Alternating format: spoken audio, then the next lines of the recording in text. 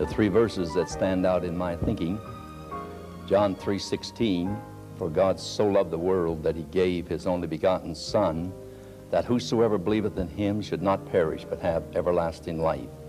And Isaiah 1:18, come now let us reason together, saith the Lord. Though your sins be as scarlet, they shall be as white as snow. Though they be red like crimson, they shall be as wool. And Paul said in 1 Timothy 1:15, this is a faithful saying, and worthy of all acceptation, that Christ Jesus came into the world to save sinners, of whom I am chief. I've not always had the same attitude that I have today concerning the things of Christ or the Bible or God. I started out early in my life making decisions and seemed like I made all the wrong ones. I was born in a bootlegger's home in Indianapolis, Indiana. Just a boy of 4 or 5 years old, I saw the bribe-taking policemen come into our home, receive a bribe from my father and my uncle. And when they would leave, I'd hear my father say something like this, it's been an expensive day, let's take a drink and forget it. And my uncle would say, expensive? It's better to grease the hand of a copper than it is to do a rap for bootlegging. My father would say, yeah, but these fellows are taking all the profit out of the business.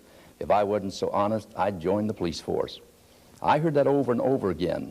No one told me that there were thousands of honest policemen. No one told me that they were our friends. No one said that they would lay down their life for my person or my property, that they were a community service. No, they were our enemies. I was sent around several blocks in our neighborhood with an older brother to find out there was a certain kind of a car there, how many men were in it, and we'd report back. If that car was there, it wasn't too long before the federal men would kick the door off and the hinges trying to get enough liquor to send my father and my uncle away to prison. Later on, an uncle of mine was shot down in the payroll robbery and killed. I heard my father say some trigger-happy cops shot him down. There was a great deal of resentment in my heart and mind towards the law enforcement. I loved my uncle. Later on, my own father was shot down and sent away to prison. 5 years, Michigan City, Indiana prison. There was a divorce in the family, and 4 of us children were placed out in different homes. One brother was adopted out. I went to live with a grandfather and a step-grandmother. My grandfather professed to be an infidel. He said there is no God. He was very strict in discipline in certain things. He wasn't too strict when it came to the drinking. He thought you ought to learn how to drink while you were young so you know how to hold it when you got older. Well, it didn't work that way for me. It held on to me by the time I was in my early teens. There's some verses in the Bible that I wish someone had taught me as a boy, and I would have applied them to my life. Proverbs, the 20th chapter, verses 1 and 2. Wine is a mocker, strong drink is raging. Whosoever is deceived thereby is not wise. It's like the fear of the king and the roaring of a lion. Whosoever provoketh him to anger sinneth against his own soul.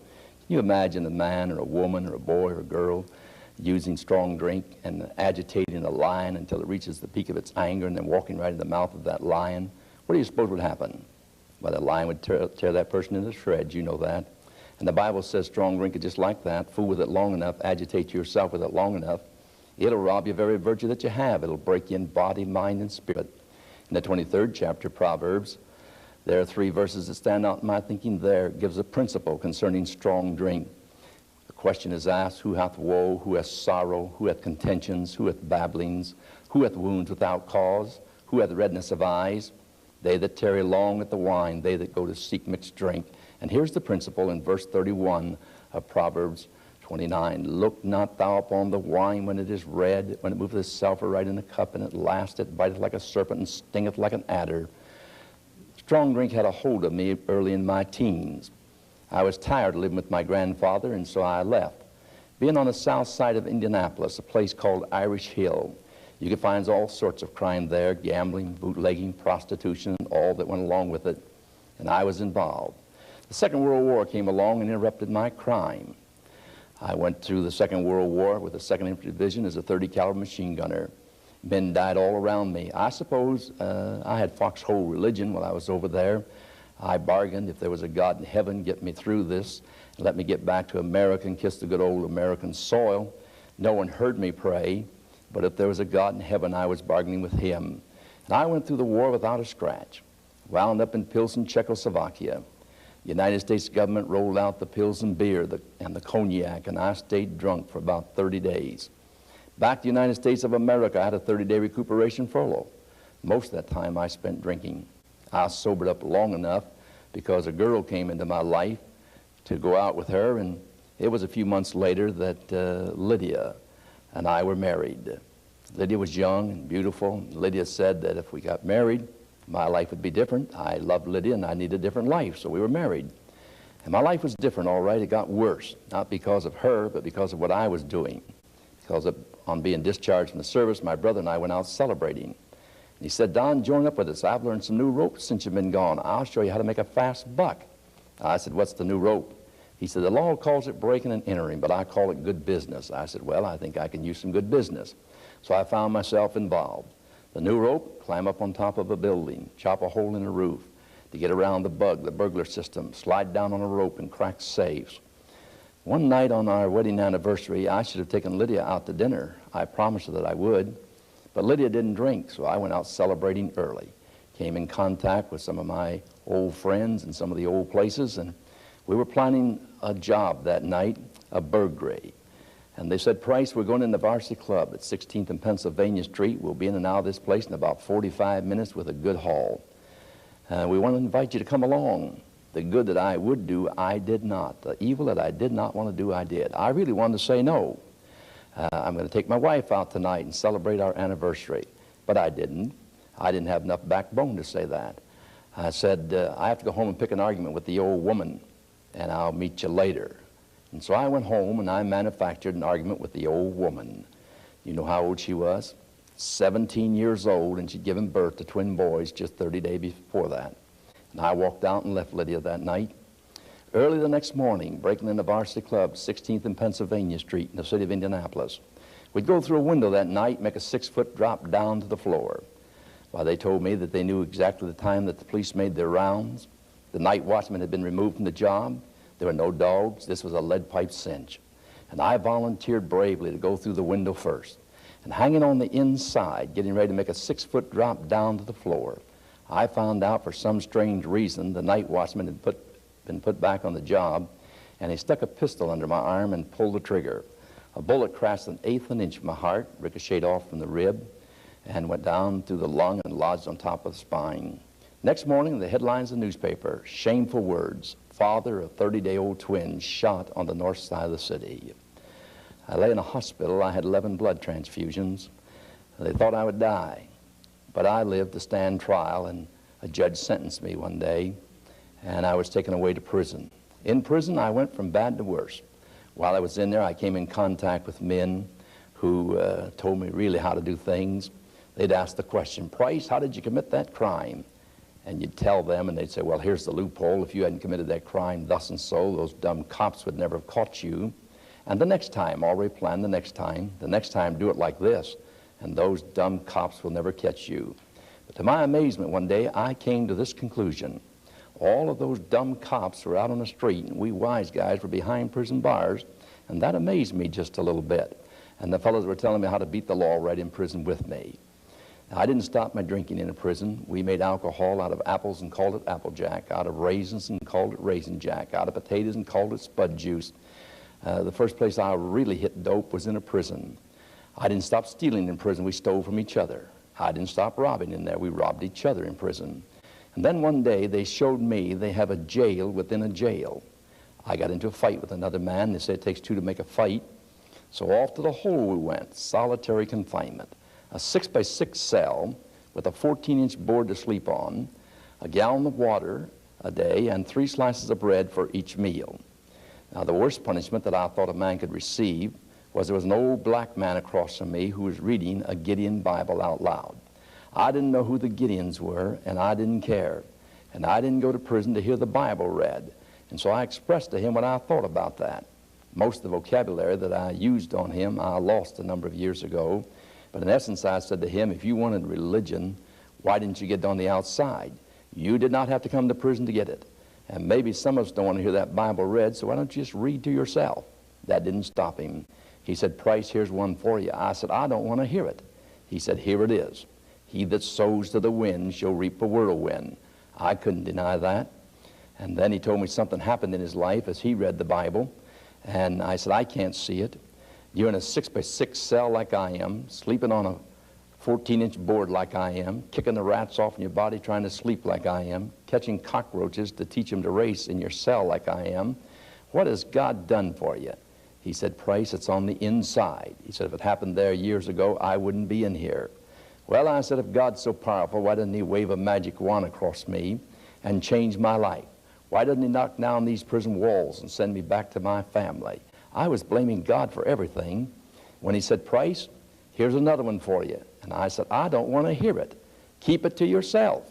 And I took a blanket, wrapped it around my ears, and put my hands over the outside of that blanket, right over my ears, thinking that I wouldn't hear him, but I could still hear his muffled voice. Be not deceived, God is not mocked. Whatsoever man soweth, that shall he also reap. And for the first time in my life, I counted the cost of sowing and reaping. Suddenly I began to think, maybe there is a God. Maybe there is a heaven. Maybe there is a hell. And if there is, then I have not reaped all that I'm going to reap. And suddenly I began to listen. I wanted to hear the old man read more. Something happened on the inside of me. My heart felt like a weighted ton, pressed down the pit of my stomach until I wished that I was dead. The guilt was upon me. I didn't know what it was back then. I do today. Call it Holy Spirit conviction. But I was very miserable. I had no peace, no joy, no happiness. And I had that guilt trip upon me. And I said something like this. No one heard me. But I said, when I get out of this hole, I'm going to the chapel and find out what this is all about. That would be unusual for me because I stood on the sidelines, and when I saw others going into a chapel service, and I laughed and scoffed at them and said they think that if they go in there and go down an aisle and cop out to a sky pilot, that that Bible will be a ticket out of this prison. But now I was saying I'm going to go and find out what it's all about. And when I was released from solitary confinement, I lined up on a Sunday afternoon with a group of men and started into the prison chapel. Now my buddies standing on the sideline heckled me. They gave me the business. Look at old Price. He's been in the hole for a few days, and he's gotten religion. Somebody said, can't you see the halo over his head? And someone said, he's John the Baptist. And another one said, I know he is because he's all wet. And I almost dropped out of the line listening to the crowd. That peer pressure, that's what it's called today. God said in Proverbs 29:25, the fear of man bringeth a snare. I was a grown man. I'd been through a war. And now I was listening to the crowd standing on the sideline, and I almost dropped out of the line and fell back in with the crowd. But I went on in. And that day, I heard a man stand on the platform telling how that Jesus Christ hung between two thieves. And one thief railed upon him and said, if thou be the Son of God, come down from the cross, save thyself and save us. And the evangelist that day said, Jesus Christ did not respond to that if, and said he'll never respond to yours. I thought about that. Had not this insignificant creature, the dust, said a few days before, if there's a God in heaven, let him wave a magic wand across me and change me? Why doesn't he knock down these prison walls and send me back to my family if there is a God? And then the man on the other side of Jesus, another thief, rebuked that thief and said, dost thou not fear God, seeing that we are in the same condemnation? And we're receiving our just dues. This man has done nothing wrong. And he looked upon Jesus and said, Lord, wilt thou remember me when thou comest into thy kingdom? And he said, Jesus Christ responded immediately and said, today shalt thou be with me in paradise. He said, even as God saved the dying thief hanging to a cross, he could save any man in prison that day.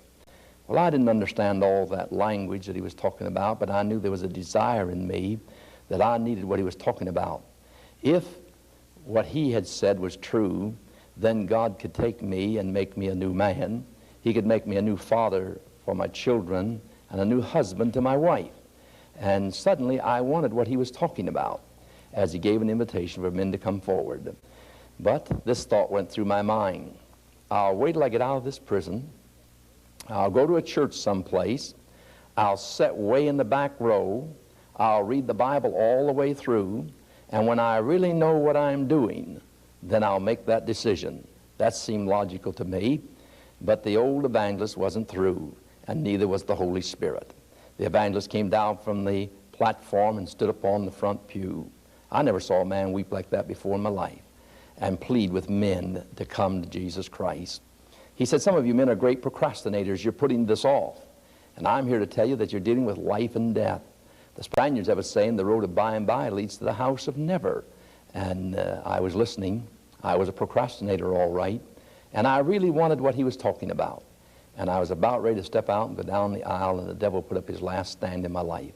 He said, "You've gone too far. You've crossed over. There is no hope." And I thought about that. If there was no hope for me, then I never could be the right kind of a father to my children. I never could be the right kind of a husband to my wife. I never could fit back in society. No hope? Oh, I don't know if I could make you feel the hopelessness that I had that day, the hopelessness.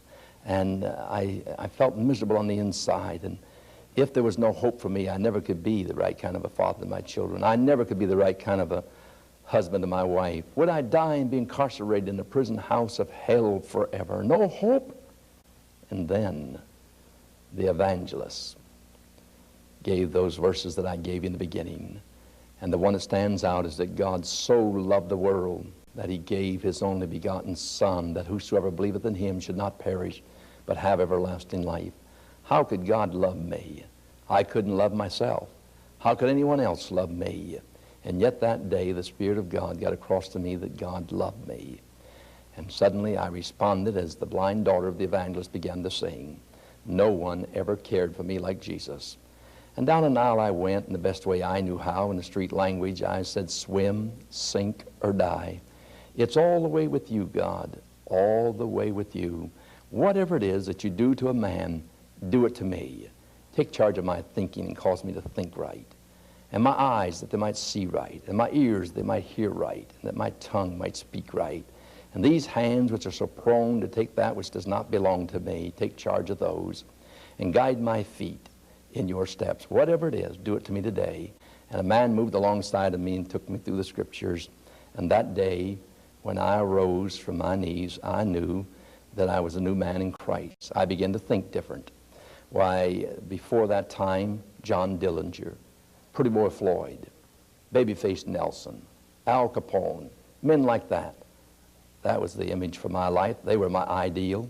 But that day, 37 years ago, Jesus Christ became the ideal of my life. And I want to learn more about him. The one who never told a lie in his life, one who never stole anything in his life, never murdered anyone, the one who loved this whole world and gave his life for it. I want to be more like that one. I'm glad today for the gospel. And there's a poem that comes to my mind as I bring this to the close. The touch of the master's hand. It was battered and scarred, and the auctioneer thought it scarcely worth his while to waste much time on the old violin, but he held it up with a smile. "What am I bid, good folk?" he cried. "Who'll start the bidding for me? $1, $2, only two, and who'll make it $3? $3, $3 once, $3 twice, going?"